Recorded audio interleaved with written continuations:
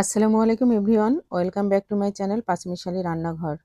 আজ আমি আপনাদের সঙ্গে শেয়ার করব নতুন আলু, টমেটো, ফুলকপি দিয়ে কই মাছের একটা মজার রেসিপি। এটা একটা পাতলা ঝোল হবে, খুব অল্প মশলায়। দেখুন বন্ধুরা, এখানে কই মাছ কেটে নিয়েছি, দেশি কই এটা।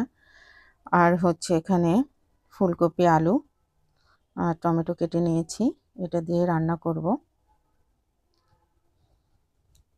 চুলায় কড়াই বসিয়ে দিলাম, তাতে পরিমাণ মতো তেল দিয়ে তেলটা গরম হয়ে গেলে তার মধ্যে হাফ চা চামচ রসুন বাটা, হাফ চা চামচ আদা বাটা দিয়ে একটু মশলাটা তেলের উপর নেড়ে নিব যেন গন্ধটা চলে যায়। তারপর পরিমাণ মতো লবণ দিয়ে দিলাম। তারপরে এখানে কাঁচামরিচ আর পেঁয়াজ ব্লেন্ড করে নিয়েছি, ওটাই দিয়ে দিলাম।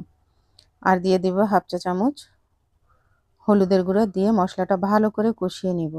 এতে আর কোনো মশলাই আমি দিচ্ছি না, জাস্ট এটুকু মশলা। খুবই হালকা পাতলা তরকারিটা হবে।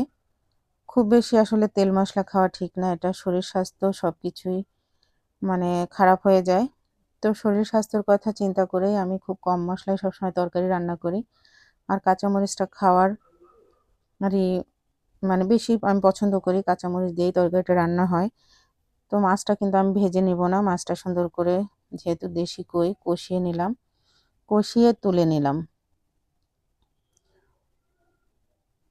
তুলে নিয়ে এর মধ্যে এখন আমি তরকারিগুলো দিয়ে একটু কষিয়ে নিব।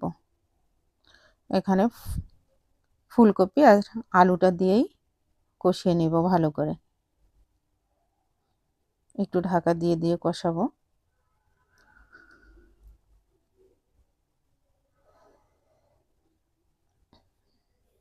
তারপর একটু নেড়ে চেড়ে দিলাম, ফুলকপি থেকে পানি বেরিয়েছে, ওটা একটু শুকিয়ে নিব।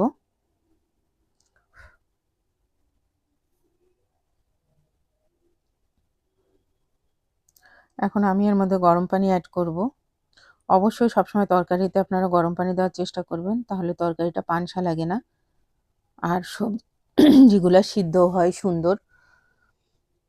গরম পানি দিয়েছি যেহেতু, এখনই আমি এখানে মাছগুলো দিয়ে দিব। মাছটা দিয়ে এখন আমি ঢাকা দিয়ে রান্না করব তরকারিটা সিদ্ধ হওয়া পর্যন্ত।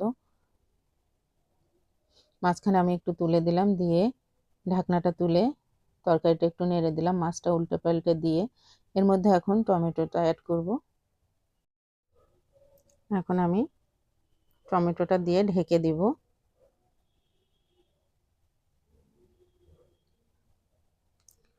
দেখুন বন্ধুরা,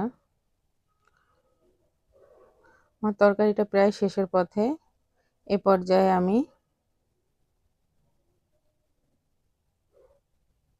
ধনেপাতা দিয়ে দেব এর মধ্যে। এখন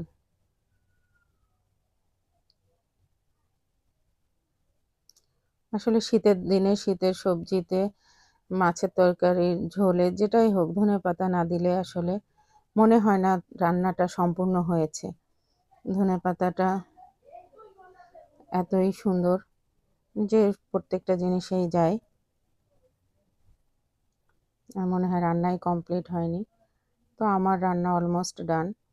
এরকম হালকা পাতলা রেসিপি কার কার পছন্দ অবশ্যই জানাবেন। ফেসবুকে দেখলে ফলো এবং ইউটিউবে সাবস্ক্রাইব করে আমার পাশে থাকবেন বন্ধুরা। আজকের মতো এখানে, আল্লাহ হাফেজ, আসসালামু আলাইকুম।